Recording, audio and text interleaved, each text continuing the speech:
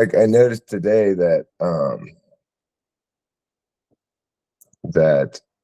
it added a feature where you can live stream directly from Google Meet on YouTube.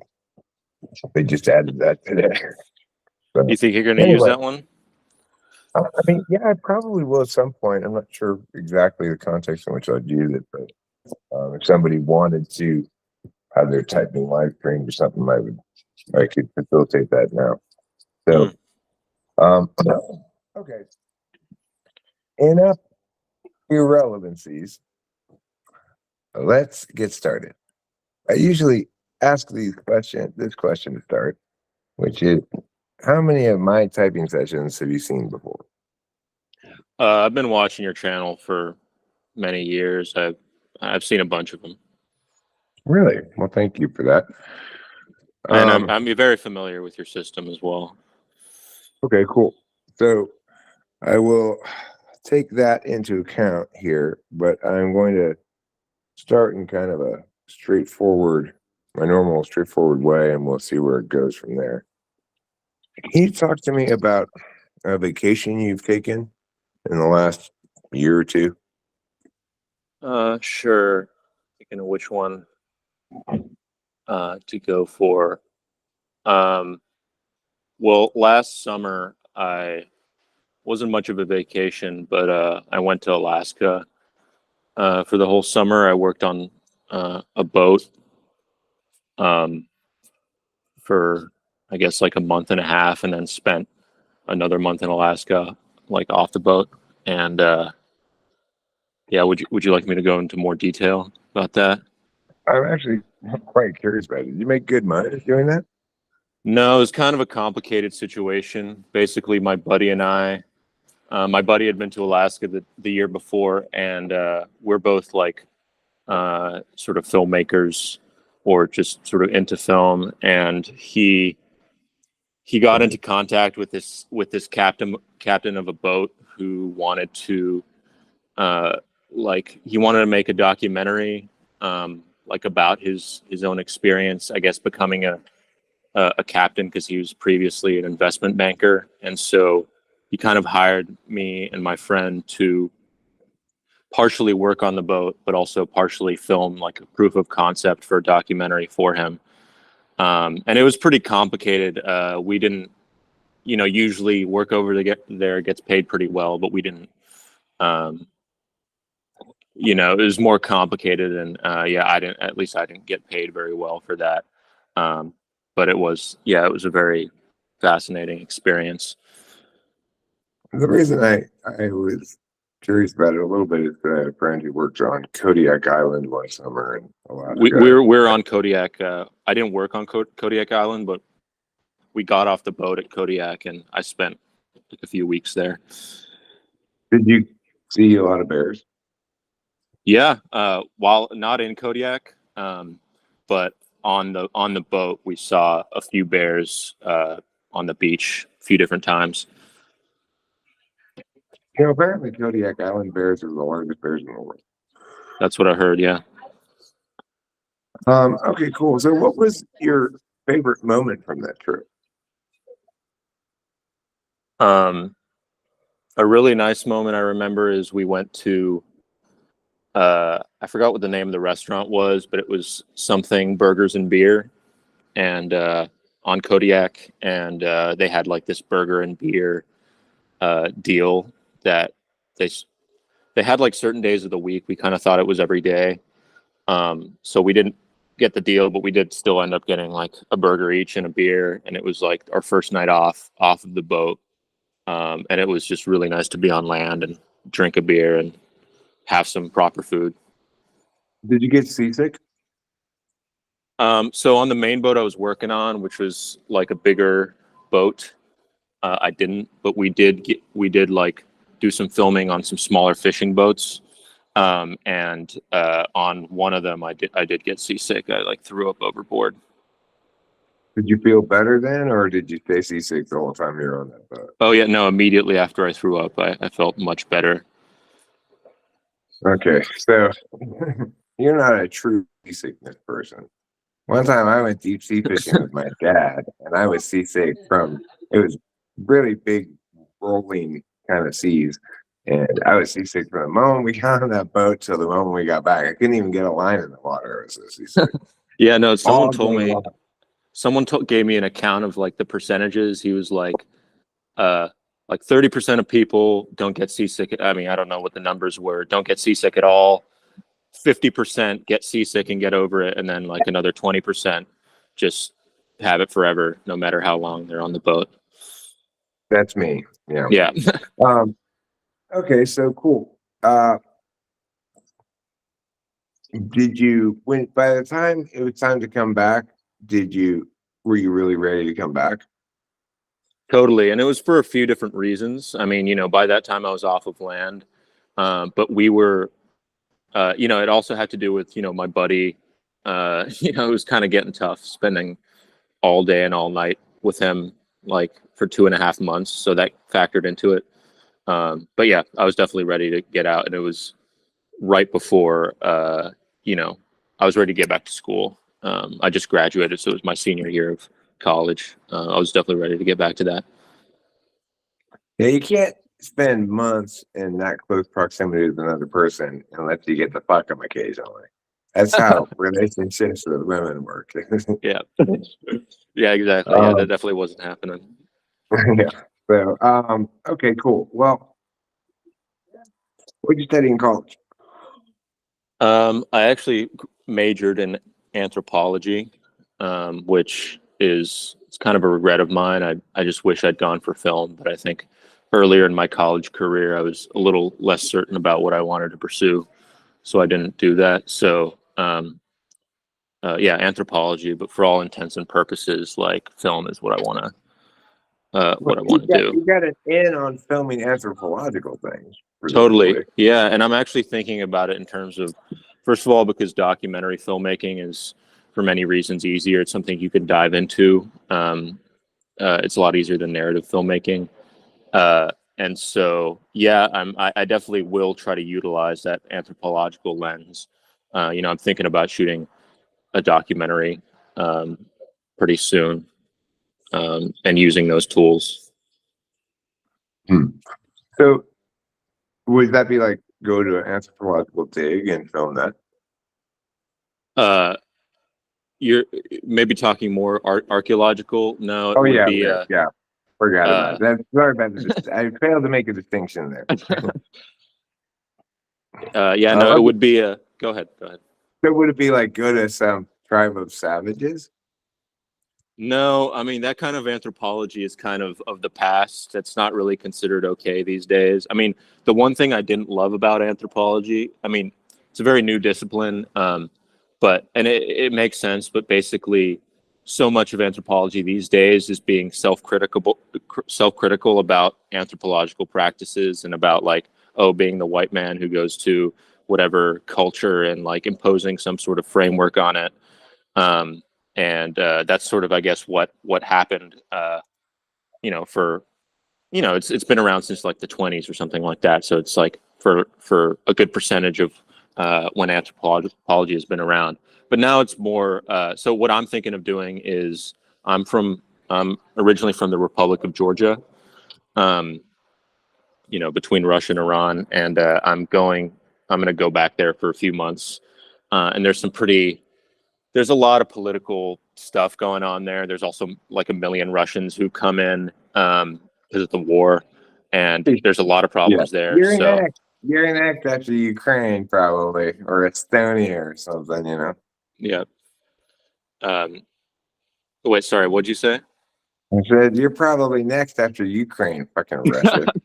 Well, dude, fucking Russia, man. I mean, my mom's she's Georgian, and she's like, actually, in my entire stats, I'm just super prejudiced against Russians, and I mean, to some With degree, good rightfully cause. so. Yeah, with good cause. Why wouldn't you be prejudiced against this baldly aggressive nuclear power klepto state? It's horrible. Even in Alaska, I encountered all sorts of Russian fishermen. Hey, who were they were all the same, man. They were just these bearded guys with with boat names like Guardian, like the Guardian or the Protector or the Sea Master, stuff like that. It was really funny. They need those protective names because they're all drunk on vodka. Yeah, exactly. Did Georgians like vodka a lot too? They like to drink a decent amount, but they like wine. Georgia actually invented wine, so wine's super big over there. Yeah, they like to drink. They like to party, big spreads, toast, stuff like that. I think Georgia was made most famous by that Beatles song back in the USSR. Mm. And yeah, that and Stalin. Yeah. I don't like to credit Stalin. Yeah.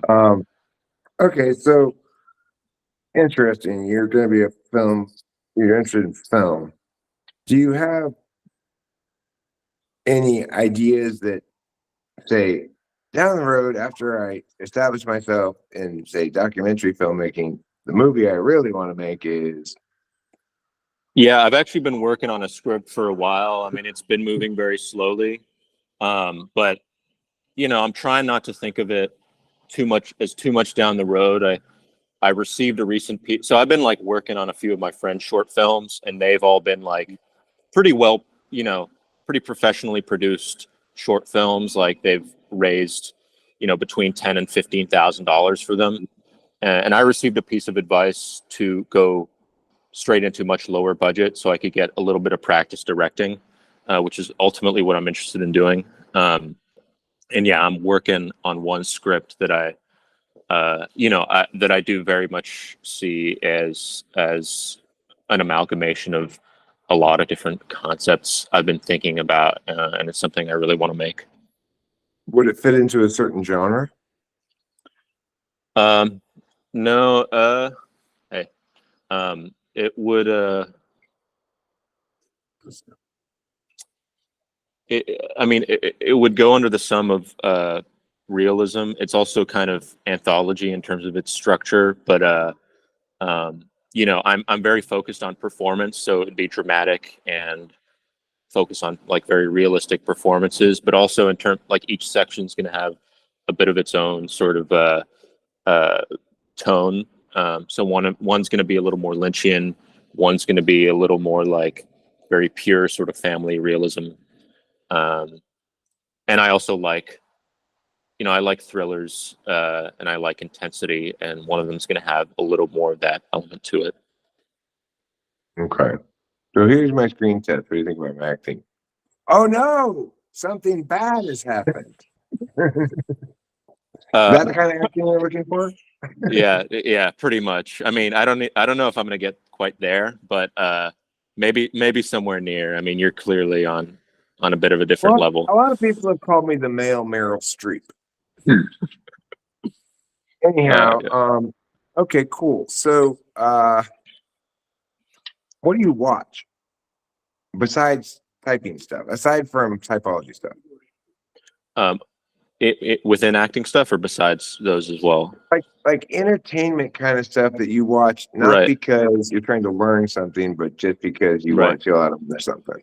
Yeah. So, I mean, I watch a decent amount of movies for sure. And in terms of genre, really anything. I mean, definitely someone I don't like. I don't like shitty, generic movies. So, but in terms of genre, I don't really have limitations in that. If something's, if I get a good recommendation about something from someone whose taste I trust, I'll watch it, or something I'm otherwise interested in. But I do kind of have like not a guilty pleasure, but in terms of sort of lower level pleasure taking, I like thrillers. I like Guy Ritchie stuff a lot. I mean, besides, I kind of watch YouTube, but I also recently made a commitment to quit YouTube, unless except for in very when I really need it for something informative, just because I think it's a time suck. But I watch stuff. I've watched stuff like really all over the map. I've watched political videos. I've watched like sort of random funny videos. A lot of like sort of stoic self-improvement kind of stuff, and also like Andrew Tate pops up into my feed like all the time. I mean, I don't agree with his views. I've just ended up watching stuff like that, which is part of the reason why I'm like, I really need to do better things with my time. Hmm. I watch shows occasionally, but not much. Okay. How are you feeling physically right now? Any Feeling aches and okay. pains? Uh, a little bit. My back's been a little tight recently. Um, but nothing serious. I think right at the beginning of this call, I was kind of a little groggy. Got like a bunch of sleep um, because I didn't get any sleep the night before because I was traveling. Uh, but I mean, physically pretty normal overall. How do you feel emotionally right now? Neutral, very neutral, Okay. I'd say. Can you have a one grocery store that you regularly go to? No. Well, so I just graduated, and so I've been moving around a lot since then. And so when I was in school, I'd go to like the school grocery store. But I went to Trader Joe's times recently. They were pretty well priced. I just liked the store, so I can imagine myself if I moved to an area that has that, maybe going for that. Can you describe to me your process on a shopping trip? Do you go in with a list? Do you just go in kind of vaguely see what you see and decide what you want there, or what? Uh, I definitely go in with things in mind. I like lists. I like having a list, but I often just don't end up doing it, or like don't end up making one. Yeah, I usually just go in with an idea of things I want and then get them. And if I happen to notice something, I try to think, make sure I don't like forget anything important. And if I happen to notice something I want to get, I'll get that as well. Are you more likely to go to the store more often in order to allow yourself more fresh meals, or less often and try to stock up for weeks? Less often, for sure. Wait. Well, the thing is, when I buy stuff, like I won't usually think that far into the future. I won't really stock up, but I also don't like going often. So it's kind of like lose on both counts, I guess. I like eating out. I mean, I was in New York for a while. I just liked going to the halal trucks. I don't uh, enjoy cooking meals. It's kind of something I'm trying to force myself to do in the interest of money. So, yeah, Rachel and I used to eat out a lot too, but the only thing that stopped us was we moved to some place where we have to drive 30 minutes to get to any restaurant. Mm, And we have no DoorDash. We right. can't DoorDash anything. So that saves us a lot of money to eat out. But self-disciplining yourself not to eat out is hard. Yeah, for sure. It's just like such Um, a time suck. Crazy. yeah, but we made a point here of getting foods that are very easy to prepare, like one step in the microwave. Just put it in the microwave, 4 minutes, take it out. That's it. I don't want to pull it out and stir. Right. Okay, so what's your relationship with sleep like? Sleep. It's a struggle with sleep. I wake up a lot during the night. Like I have no trouble falling asleep at once.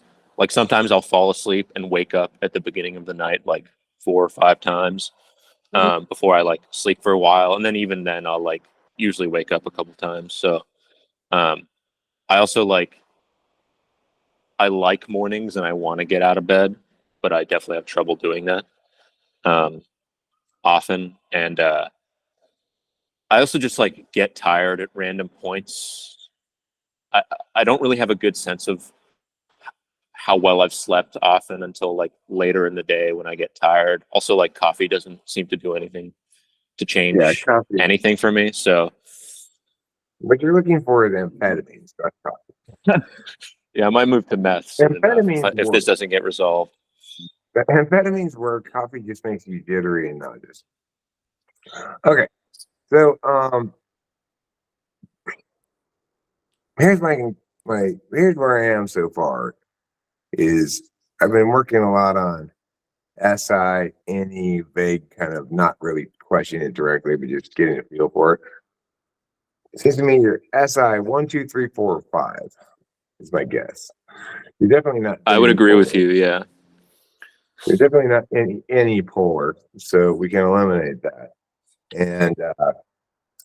And you have fluency in SI more than 6, 7, or 8. So now let me move on to some TI questions. Also, your answer of you feeling neutral is very much a TI front stack answer, but let's test some TI questions and see what we see. So, if only lighters make fire and my finger makes fire, is my finger a lighter? Yeah. Okay. If some frogs croak and all things that croak are dead, is it necessarily the case that some frogs are dead? Yeah. Okay. Now, I'd like to try some missing generalizations. The way this works, I'll give you 2 pieces of it. You give me the missing generalization, which will start with either all, only, or no. So, Okay. for example, you can't come in here. You're not a poet. Only poets can come in here. All people who can come in here are poets, or no non-poets can come in here. You can't come in here. You're Not a sorry. poet. Was it? You're not a poet. Only poets So can come in here. Yeah. yeah, that's the missing generalization. Okay, so that was an example. Here's another one. She must be good at math. She's got snazzy shoes. All people with snazzy shoes are good at math. Okay, good. How about um she can't like ballet. She's not from Russia. People who aren't from Russia can't like ballet. Okay, so you have to start with all in that case. You have to start with all Oh, right. here. Right. All people That's not right. from Russia don't like ballet. Yeah, so all people not from Russia don't like ballet is fine. Only people from Russia like ballet. True. Okay. Yeah. How about this? That can't be a mosquito. It's the size of my hand. No mosquitoes are the size of of your hand. Good. All right. So you might not find them especially difficult, but those missing generalizations give most people a lot of trouble.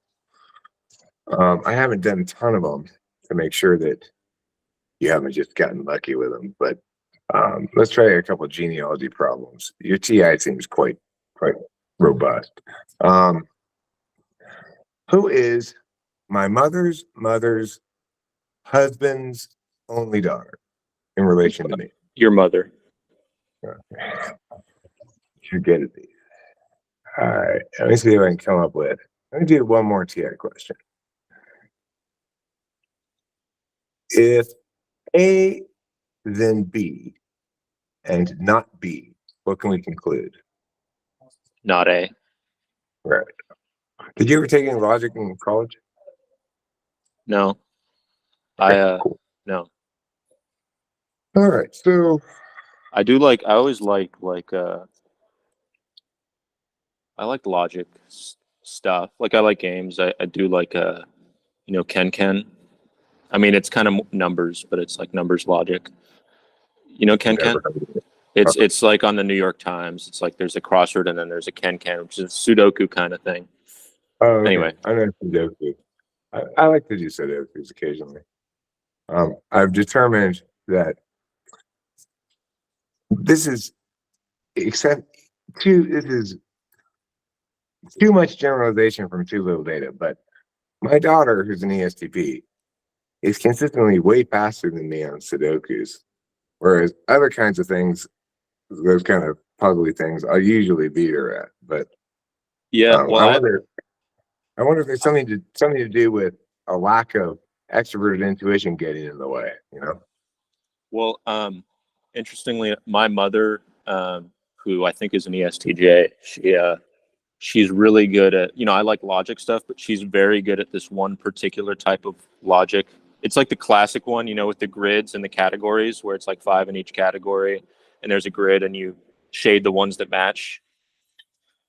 Anyway, I, it's like a very common type of problem, but she's like done books and books of them and is like, she's like 10 times better at it than myself and really anyone I know. And it's like this very specific type of, also, I'm okay at Sudokus. I don't particularly like them. I think they're pretty boring and repetitive.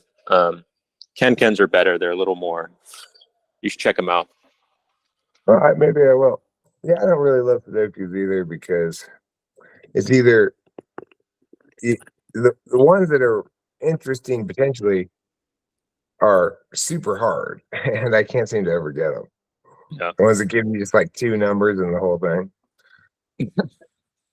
Anyway, all right, cool. So, talk to me about your relationship with procrastination a bit. Yeah, I mean, in school, I was just like an awful procrastinator. Like I was just not handing, like even in like I don't know how I survived college. Like I really just sort of barely made it. And it's because I hand shit in late all the time and just never do stuff early. I've gotten better though. I've taken very active steps to improve that, and it's where I'm at now. Like in smaller things, I'm pretty good about not procrastinating it. Like if I just need to deal with something, I'll deal with it. But like longer term stuff, I really have to motivate myself, and that's why like I just couldn't stand writing essays. Like even if I knew what I was writing about, I just I really procrastinated them pretty heavily. Can you think of an essay that you didn't feel that way about? Like, well, there was one topic that I had a lot to say about, so I just wrote itself. In school, it's really hard to think of one honestly that I didn't have at least a degree of that in.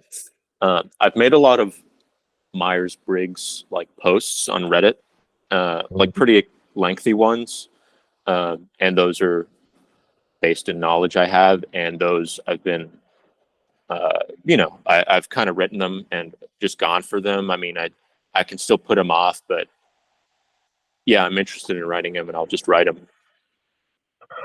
Okay, so let's do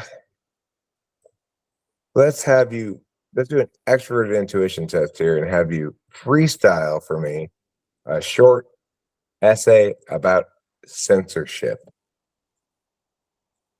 That's the prompt. Yeah, censorship. Right, whatever you think about censorship, but say it instead of write it. Okay. Well, I mean, in terms of how I'd structure the essay, I'd probably start with a brief history on censorship, and I guess get like a little more detailed over the end of that, and then maybe build up to like a particular issue that relates to censorship, and then I don't know. I'd probably make it an essay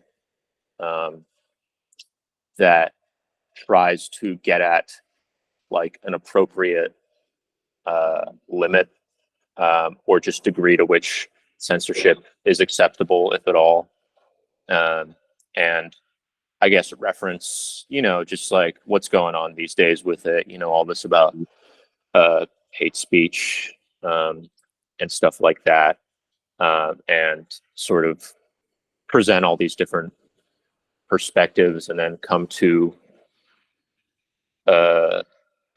like a specific conclusion about it. I guess I'm talking about the structure. Do you want me to like make Well, yeah, the points I'd be making?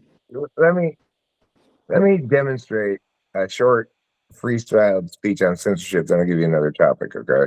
Okay. Before we can address the topic of censorship, we have to understand that language is used to do a variety of different things. Some people use language to attain impacts via, say, commands, others to garner information via, say, questions, and still others to make points or explain things via statements. Of course, Got in it. addition to each people, yeah, like that, yeah. So, Got it. okay, how about loneliness? Go ahead. Okay, loneliness is something that affects many people, especially teenagers in our day and age. One of the biggest contributors to loneliness is the advent of the internet and the increased amount of time that uh, younger people, especially, spend online, which alienates them from their peers. One study shows that uh, uh, teenagers are 60% more likely to be lonely. All right, Uh, cool. I garnered the information I need from that. I want to do another freestyle thing, except this time, instead of an essay format, we're going to do a short story. I'm going to give okay. you the beginning of the short story, and I want you to finish it. Okay. Once upon a time, there was a blonde girl who lived in the forest in the time period before electricity and so forth. And she foolhardily made daily explorations into the woods. Her name was Sylvia. Go ahead. Now you finish the story. Sylvia went into the woods and and encountered a pack of hunters. The hunters were around a fire, roasting a bit of grilled monkey. No, they were just roasting the monkey, and they were roasting and eating the monkey. And suddenly, one of them turns around and says, "My God, that's the most beautiful woman I've ever seen." The woman, she just stood there. She had never seen a man before in her life. Um, and she stood there for a bit, and she eventually approached the hunters and sat next to the one that she liked most. The one that she liked most, his name was Jim. He was the biggest of the bunch and the most handsome, and his hands were also the most dirty, and he wielded the biggest gun. Um, Jim put his arm around. uh, It's amazing that you could tell that while they were just sitting around the fire. uh, Jim put her arm around, or actually no, but Jim sat there sort of timidly and didn't say a word. It seemed that he was a little intimidated by Sylvia's magnetic presence, and all the other hunters scoffed at shy Jim getting his being the one that won Sylvia over. So they all sat around the fire silently until. Sorry. I'm sorry. I just got a phone call. I hung up on you. I don't know if you heard that Okay, you're or not. set. Okay, I didn't hear that. Until Sylvia spoke up and said, "Why don't all of you come to my castle and I'll have you meet my mother?" The hunters were confused at the motivations of this request, and but nonetheless, they followed her back, and they all went behind her. Jim and Sylvia arm in arm, and the rest of the followers or the hunters following behind.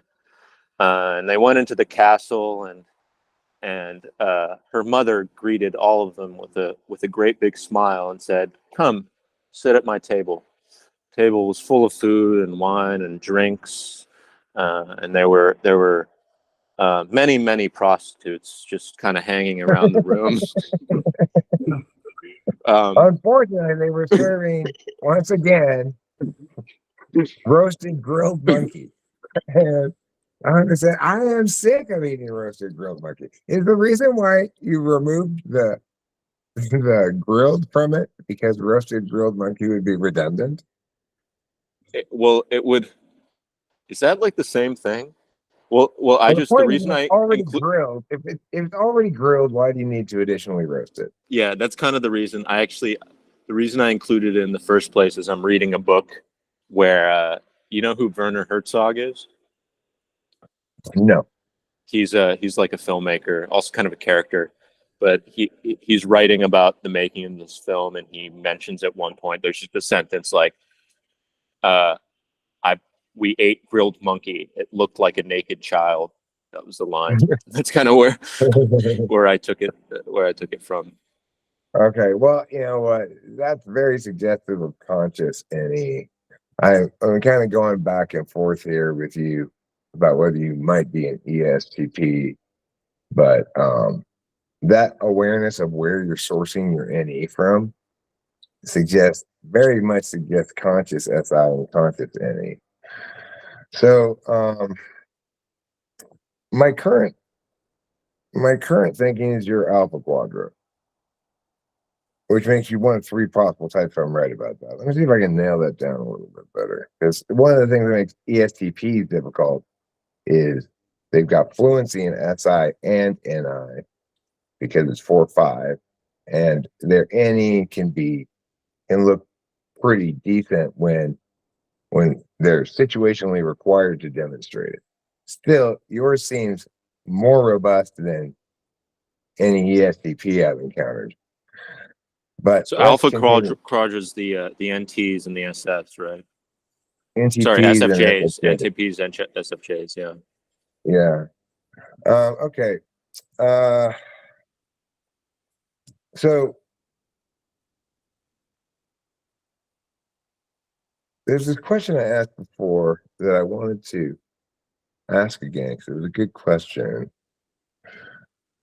And it was a question that divided FI into two kinds of things. Let's see if I can remember it.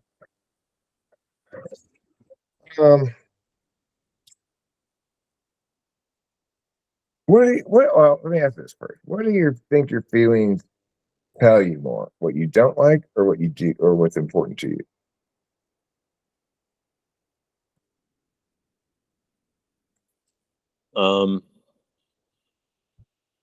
That's kind of a tough one. My instinct says what I don't like because, yeah, there's just a lot of scenarios where I can viscerally, sort of think of myself just really not liking something. But I'm thinking about music because something like music, I've actually found that I'm quicker to identify I identify both what I do and don't like, but I'm a little clearer on the reason why I do like something. Like I can identify the qualities, but then when I think about it, like, I mean, in film especially, like what I don't like is very viscerally obvious to me and just instantaneous. Whereas what I do like might come from from more from more thought.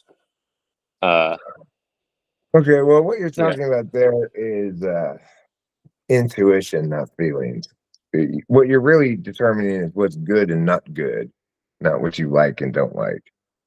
yeah, So, and if you're using intuition to determine quality in media, that's not while you may to say that you like or don't like something you're watching in media is really to say, um, this is either good and I want to watch it, or it's bad and I don't want to watch it. It has nothing to do with your feelings, really.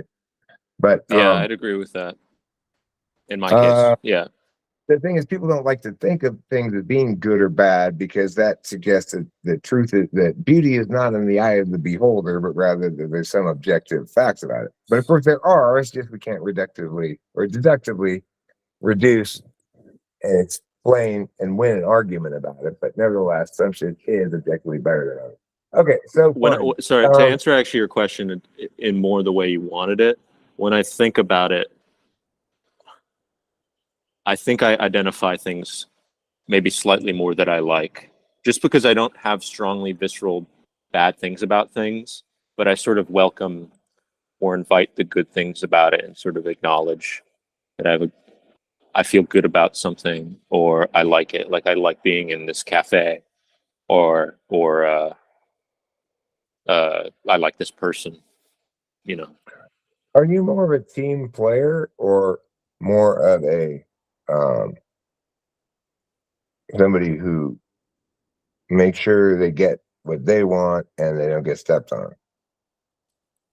It depends. I'd say I lean team player for like most things. There's like a few things where there are definitely scenarios where I'm very much willing to be the person to just uh, assert what I want. largely because I think in a lot of cases, like I know when other people around me are either team players or, more importantly, actually don't care / actually don't know what they want, or don't uh, shouldn't shouldn't want what they do want. I mean, like I can't stand deciding movies with people because anytime anyone else decides, like we end up watching something pretty terrible. Have you seen This, Aquaman with Jason Momoa? yeah, I saw that in theaters. It was awful. It was one of the worst movies I've ever seen. Did you notice how the mantas that they were riding under the ocean, when they crash into the bottom of the ocean, they'd explode? No, didn't notice that. That was very odd. Can we take a short break? I actually realized that my daughter was the one who called me, and I remember she's leaving for Europe today. She probably called me to tell me she's on or getting on the plane or something. So if I can just call her real quick back, and I'll get right back to you. You want me to stay on and then you hop Yeah, back onto this? just stay here. I'm Okay. on two places. I'm gonna stay on the computer. I'm gonna leave on the phone. And I'll come back on the phone. Thanks. All right.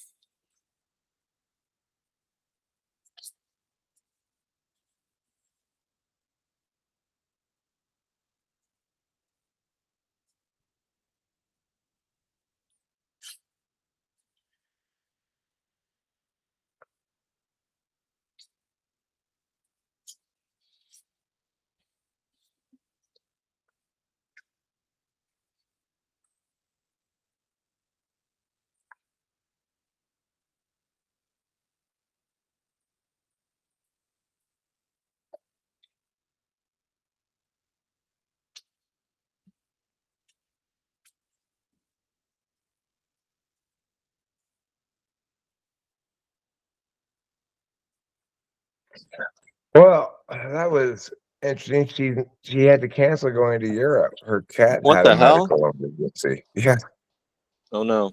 so she's Sorry not to going hear to that. Europe after that. Yeah, she was going to go with her friend's mom and stuff, and but her cat had a medical emergency. He's going to be in the hospital for a few days, and so she canceled going to Europe. Anyway, Mm. uh, I kind of feel not so sad about that because you worry about your daughter when she's off traveling overseas a Well, little where bit. is she gonna head? Like all around Europe, or? A few different places. She was going with her friend and her friend's mom, who's a judge and is a full blown adult. So I felt a little bit more comfortable with that. I mean, Bella is 25 now; she's a full blown adult too. But you don't want your daughter to get involved in a Liam Neeson film, namely Taken. Yeah. Uh, um. Okay, so where was I aiming here? All right. So what makes you mad at yourself? Can you give me an example of a time when you say to yourself, "Damn it, self! You you dummy, you mad." Honestly, like I get mildly mad at myself, like a ton. Like I just get sort of frustrated when I fall short of my expectations. So like procrastination is an example of that. Like if I just don't do something I was supposed to do. Also, it's like making stupid mistakes or doing something. Okay, let's go this way. Doing something where I like overlook something crucial, and then it causes problems. I was just You, so basically in film, I you have want to go to. back and redo. Like it is an example of that you have to go back and redo stuff because you failed to account for something in advance, or what?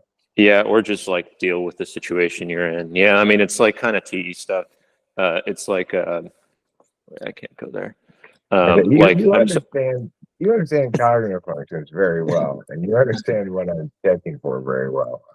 That's also kind of indicative of certain things, you know. Right. Okay, so do you make any music or just listen to it? I listen to it a lot, but I have made music, and I'm interested in doing it more. On two separate occasions, I just sort of quickly wrote a song um, with my friend and then performed it. Uh, so, um, and it was basically like she plays guitar. I'm kind of learning guitar. I also play a bit of the accordion, but she plays guitar really well. And I was taking singing lessons, or I had been at the time, and so we do a thing where we basically she would she would play, and I kind of like direct her playing, and we'd come up with a riff, and then I'd write lyrics and sing a melody over it. So I've done that twice. I'm interested in doing more of it. Cool. Did you play any sports ever? Yeah. In high school, I swam, and then I love basketball. I still play, but especially like middle school and high school, I was super into basketball. I remember in middle school, I would just go to the park for hours on weekends and just shoot around by myself. Are you fairly tall? Yeah, I'm like 6'2". Okay, cool. And would you say your specialization in basketball was driving, outside shooting, rebounding, defense, or something else? Uh, Outside shooting number one for sure. I was always a really good 3-point shooter. Uh, Funnily, when I started out, when I started out, I wasn't particularly tall for my age. So I wasn't motivated to be like an inside player. Kind of pushing for that a little bit more now because I'm tall for most pickup scenarios. Pickup Uh, games, yeah. yeah, Yeah, I'm a bad ball handler though. Not very coordinated. At least in doing that. yeah, me too. I was always tall. Like I'm almost 6'5", and so I was sort of in pickup games necessarily relegated to makeshift center, I guess. But I was never really good at anything about basketball except rebounding, defense, And what? and defense. But I used Defense, to like fight a blocking. lot. Yeah. Yeah, Right. like, well, I can guard somebody. They wouldn't be able to drive to the hoop on me. If they did, I'd block the shot, you know? Yeah. So, Your limbs were just too long to go around. yeah, exactly. So even though I wasn't good at it though, and I wasn't coordinated, and people like when I went to try to do a post move in low post, people would be like, I have never seen a move progress quite so slowly from beginning to end. We could have watched a sitcom while he made his hook shot. But he missed his hook shot. Anyway, That's funny. um, yeah, eventually I stopped playing basketball because I'm not sure why, but I turned my ankle real bad a couple of times. Oh yeah. Have you ever turned your ankle? No, never broken a bone or sprained. If you turn it real bad and then your whole foot gets all black and blue, it's awful. And then it turns more easily after that, you know. Yeah, I have a friend who's been on like a 2-year just like ankle problem journey. He just like sprained it once and then like kept getting re-sprained, and it sounds fucking awful. All right. Well, here's the bottom line. I can't come up with any good type for you other than ENTP. Right. You're not SE polar enough for INTP. Your NE is too good for ESTP. Your TI is first or second slot, almost for sure. Theoretically could be third, but very unlikely. You're not an ISFJ. Your SI is not in line with ISFJ. Your attempt to answer an FI question with NI kind of resonance is classically FI polar, but you're also super knowledgeable and understanding about cognitive functions. So you adjusted and then answered the question the way I wanted it. Additionally, that sort of thing where first you outline the essay and then you realize maybe that's not what you're looking for here. And then I only have to demo like 2 seconds of the thing, and then you're able to get the content and just demo the whole thing for me. That's Right. very, very NTP. And so, I mean, if you were not an ENTP, then the only other thing that makes a lot of sense to me would be maybe INTP, but my type interview is ENTP. Yeah, What, let's discuss that. all right, I've what always do you think you considered were coming myself in? an INTP. Oh, And yeah, I've actually, so I mean, I've undergone like a lot of changes over the like I'm like a self-improvement junkie. I'm a very active sort of self-developer. And I've changed a lot, like and specifically with stuff like SE polar. Like, I mean, there was a time in my life where just like the SE polar was very palpable, and causing me problems. And it still feels like it's there to some degree, but I've also like undergone changes that feel like I've been able to overcome that to some degree, or just in certain ways, which made me question my type a little bit more. Like, I was always pretty certain I was INTP. um and okay, I well, mean, there's a few see other if we can get, reasons, but let's see if we can figure this out. So okay. one area, there's two basically areas where I would go to try to figure out whether you're INTP or ENTP, besides SE FI polar. So far, the tests seem more indicative of FI polar than SE, but FI polar and FI8 can be very difficult to determine the Right. distinguish between. So I'll ask you, what do you think is more representative of evil in the world? Is it people subjectively deliberating things, or is it people taking action prematurely without adequate deliberation? um you see, because like if I answered that from a personal, it's actually been uh both in a certain sense, but like evil, that's kind of I'd say evil in terms of like, yeah, definitely evil would be caused more by action before adequate deliberation, Yeah. Okay. Well, but that's not consistent. necessarily the root of problems. Yeah.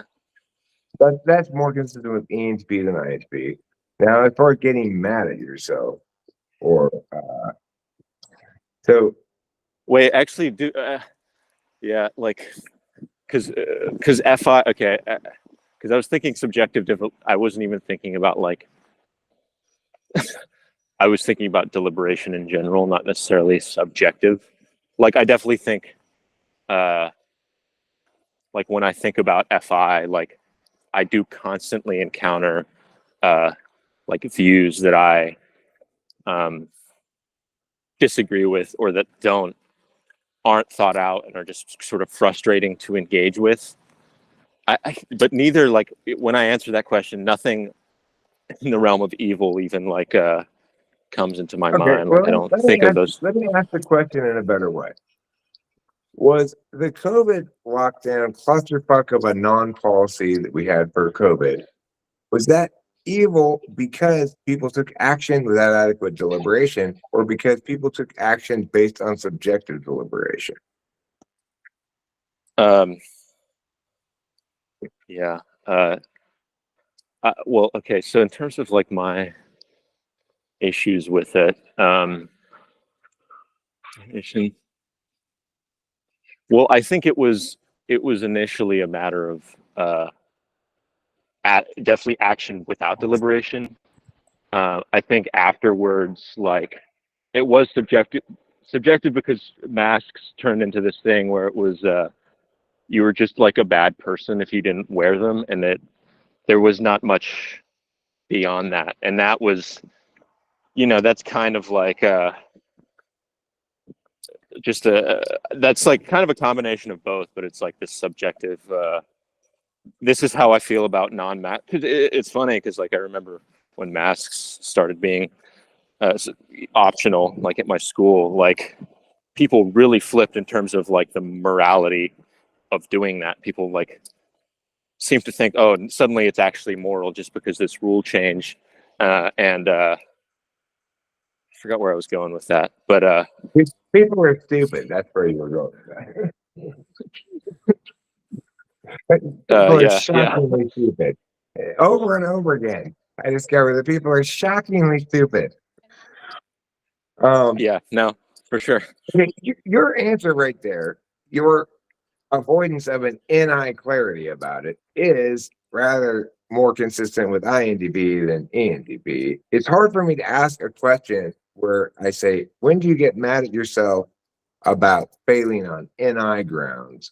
Because I don't really have a great example of that. It would be something like, I have examples of okay, that. go ahead. Well, because so I recently like produced a movie, and that's kind of what I want to do. And I failed in NI. I wanted to be really good at it, but I failed just by overlooking things. I mean, I think there's a TE element to that, but I was like, just there's certain instances where I just didn't identify something that would be a problem or just was crucial to the whole situation. I mean, it's like NITE kind of combined, but Uh, that's where I was like Now kind that of you mad at mention it, myself, and I in terms of film, I would imagine NI failings being a challenge with editing, like loving all of your babies so much you don't want to cut out any of them, even though this thing needs to be more concisely rendered as a single thing rather than trying to do multiple things at once. right, yeah. I mean, the people I work with. I mean, I'm not involved in the editing itself. The people I work with, that's like they're like way beyond that. They're very practical and like that wouldn't even come to the equation. That's like child's play. Well, let's talk about But yeah, I editing the agree. That script would you're be. writing. Let's talk about editing the script you're writing. Do you have Right. problems writing Oh too yeah. much and having to take stuff out? I have problems not. Here's the thing. See, I have problems like not beginning writing or not like, but at the same time,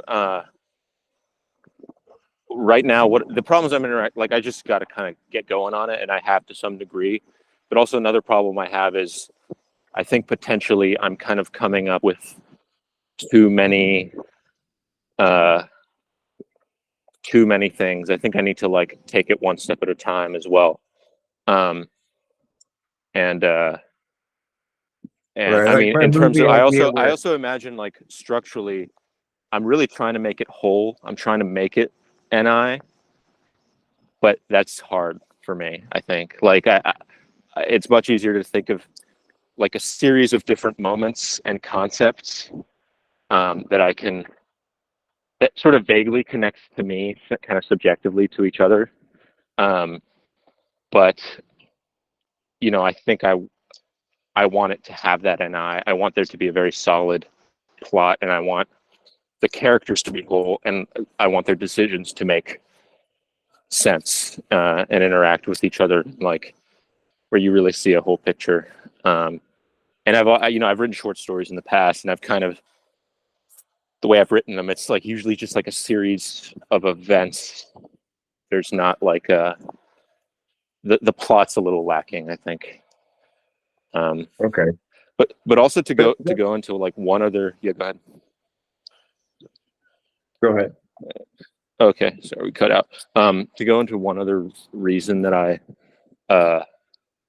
think I'm an INTP is just the TINE. I think my TI is just much more robust. It's kind of like it really is always there, and I rarely miss things. Whereas like I mean, I think in this context, I find it very easy to be super NA just because of I guess the subject matter. Also, to some I degree, mean, I've look, the seen these bottom line questions you is, asked. but listen, the tool function is going to display in all testable fashions just as strong as the dominant. Now, you may have as your absolute values consistency and fairness, and as an instrumental value, ideation. And if that's the case, then you're an INTP. That's I how mean, it seems to me, to myself. Yeah.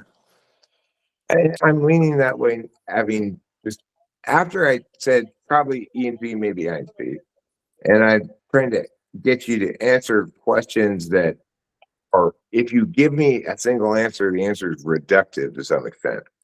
Then you've refused to be reductive in your answers. That's more consistent with INTP than ENTP, who is, you know, understands with the TI tool function that everything you need to take one or the other black or white position on it because we're here to argue.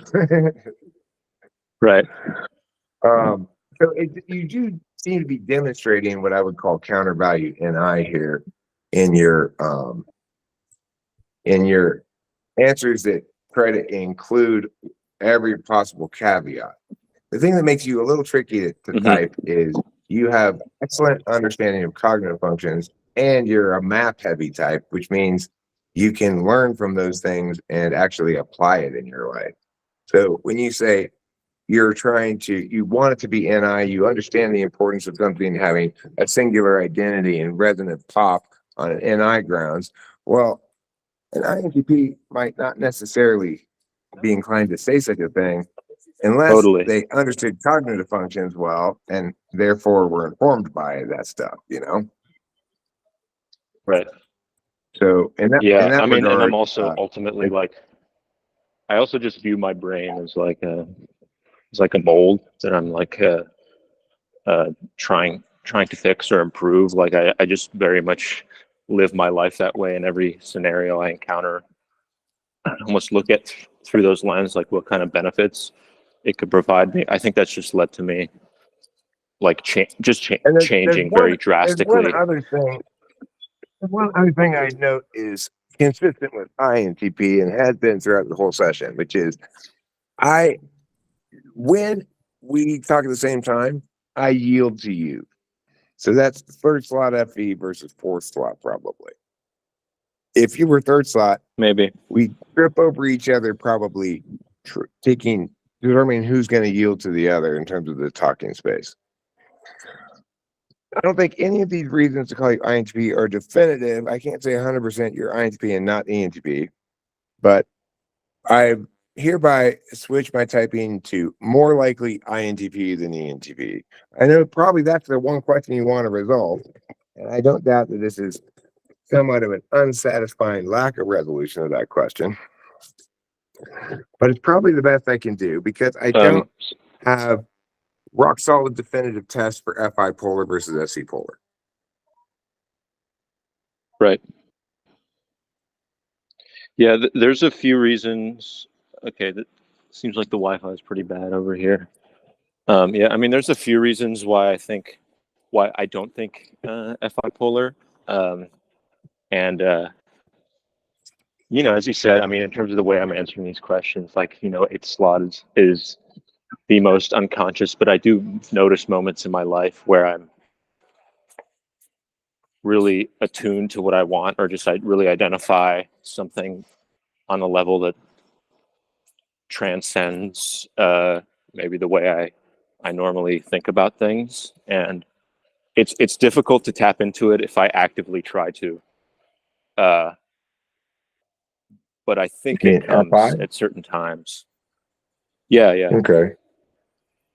Yeah, I mean, the thing is, it's easier to describe an autopilot extroverted function than it is an autopilot introverted function, especially a subjective deliberation function. Presumably, as INTP, you have as much FI as you need, so you're less likely to find yourself in situations you don't like than an ENTP without really ever having a conscious awareness of the fact that your FI played an important role there. Right. And it sounds like in your answers to the FI questions, also, your first answer, neutral, how you feel right now is consistent with anybody basically backslot FI, except maybe Hmm. five. Um, Hmm. but then your answers regarding whether your FI tells you more about what you like or don't like, that's not very consistent with FI polar because you gave me more of a nuanced answer than FI polar would normally give, which would be it tells you more about what you don't like. Hmm. Right. Sure. Yeah, that Again, makes you're sense. tricky because you know so much about not only cognitive functions but my typing session approaches that you've you're always engaged in this sort of meta analysis at the same time that you're answering the questions. So it does make it a little tricky for me to know how much weight to put on certain things. Totally. But that's just this is the ideal scenario where I'm talking to somebody who who's listened to me and understood cognitive functions. The fact that it makes it a little bit harder for me to type you is incidental. Right. I I actually did another typing session before, and I kind of just did it because it was very cheap. It was a channel, a very new channel I encountered, um, called Street Urchin, and it's this ENTP.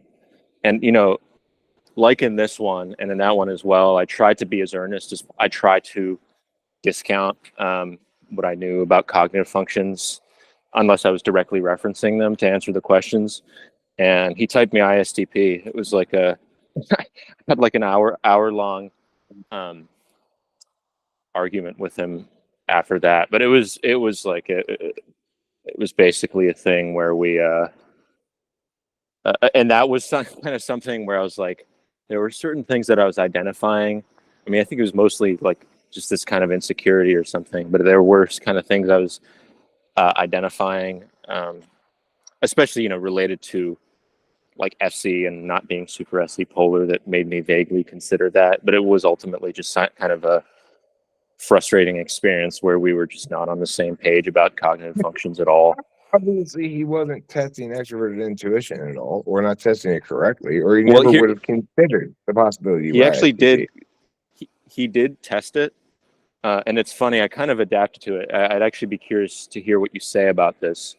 But I had been talking about like movies and filmmaking and the type of stuff I want to make, and then he asked me like a story question. The question was, you wake up, you go out the window, you look out the window, and you see two birds on a tree, and then finish the story.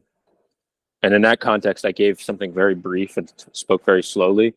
The reason for that was that uh,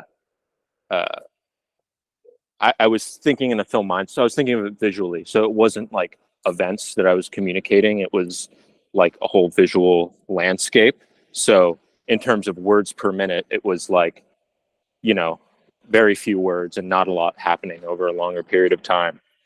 And that was his Okay, main reason you for think this typing me that guy? way. You think this guy was influencing his typing approach by watching me? Because if so, that's a good thing. I'm happy about that. I'm not. I don't feel like he's copying me. He didn't seem to, because I referenced you. I kind of think no, he wasn't. Hmm. Well, then he probably shouldn't be trying to type people because he typed you as ISTP. I know, man. Crazy And stuff. you're definitely not any-polar. If he had any concept of what any-polar was, he wouldn't have even had to ask you any questions to eliminate that possibility. I didn't even have to ask any before I eliminated that. You're obviously not any-polar. If you ever Yeah, actually typed an actual ISTP, it's like talking to a rock. You push it over one time, and then it gives you one answer, and then you have to push it over again. yeah, yeah, dude. I tried to So convey that to him. Like, he said, I I'm type sort of policing this defined fucker. any. That's it. I'm gonna type police that fucker because I've heard Please, his name please do, because before. I actually do think he's an ENTP. Funnily All right. enough. Well, he may survive the type policing in that regard. He may not go to type jail, but he's also going to get a thorough scolding for not having any fucking idea of how to type anybody. And the link to this video, if you let me publish it, in addition to prove that I'm right. Yeah, yeah. You could go and publish it. Yeah, for sure. All right. Cool. I'd like to see that. I'm All right. actually. I Cool. wanted to have a debate on his channel, about. By the way, like, I definitely think a lot about your system, and I definitely mourn it not being more widely understood and accepted. I mean, I like do Reddit posts sort of using information and kind of authoritatively informing people about cognitive functions. You're doing And God's work. I'm trying to, and I kind of want to figure out something. I feel like there needs to be something bigger to push this. I mean, I don't know. I'm sure you've tried all sorts of shit, but like, feels like there needs to be some sort of plan or approach. Well, I mean, the bottom line is people don't seek out correctness if it's difficult and or constraining. The kind of people who are interested in typology typically are, you might get some NTPs, but largely they're not. And as a consequence, they've got some other understanding of what cardinal functions are for than NTPs do. Like, Rachel's always looking to various things. And once was cognitive functions. Now she's married to me, but various things to tell her who she is because she has no conscious objective epistemology. And if you're like an Right. ESFP or something like a fourth slot NI, you just think you use truths for your purpose and then change them willy-nilly as you want to, and that's fine. So they don't like the idea that their unique personal experience can be summed up, that anybody could know them better than they know themselves is appalling to them, even though since they think they're ENTPs, obviously I do know them better than themselves. Right. They think they're super Yeah. logical, even though they're totally not. Anyway, okay, so I gotta Yeah. wrap this up because my phone's got to die and I got to Go charge it for for it. the next session. I got at noon, Okay. Sounds good, man. and I'll publish Uh, this as soon as I can. Sounds good. All right. All right, cool. If you ever want someone on your channel to talk about functions or whatever, I could definitely be your guy. So just reach out if Yeah. that's something that tickles your fancy. I know you used to do Cool, that a lot totally. more. And now that Yeah. Google Meet lets me live stream directly, that's a lot more plausible. That just happened today. It's a new thing. Right. Perfect. All right, cool. Yeah. There we go. All right. Thanks a lot, Have a Eric. good one. Bye-bye. Have a good one. Bye.